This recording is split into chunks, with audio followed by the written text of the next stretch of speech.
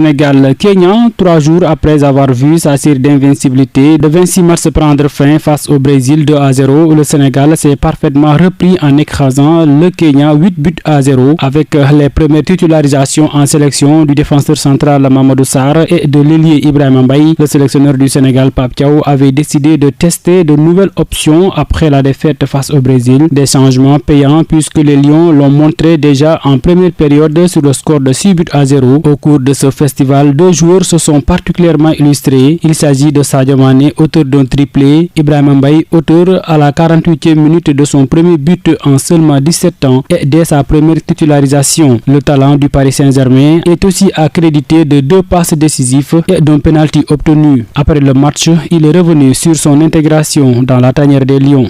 On est là et franchement... On est comme ça, toi. Et non, franchement... Non, tranquille. Mais sinon, ils m'ont très bien intégré. C'est tous des frères pour moi. Et voilà.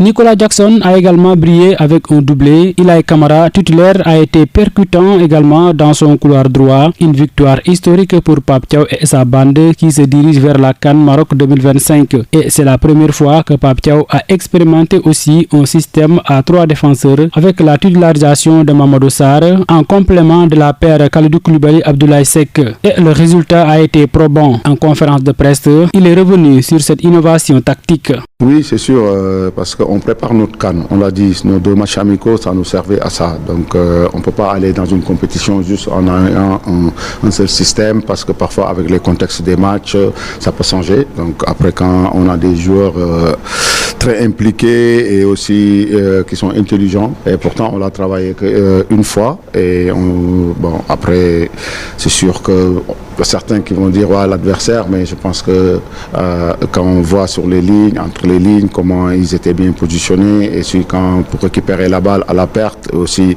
comment on était disposé, je pense qu'ils ont respecté les consignes. Toujours dans le cadre de la préparation pour la CAN 2025, la Fédération sénégalaise de football semble lever le coin du voile sur le calendrier. Elle envisage d'organiser un second match amical le 13 à Dakar, même si l'adversaire n'est pas encore connu. On nous souffle que le Sénégal discute avec le Cap-Vert. Toujours dans le communiqué de la Fédération sénégalaise de football, les Lions affronteront les Aigles de Carthage à Tunis le 18 décembre prochain, soit à 5 jours de leur premier match contre Botswana en Coupe d'Afrique. Au programme de la préparation, le 12 décembre, remise du drapeau, le 14 départ pour Tunisie, 19 décembre, cap sur Tanger.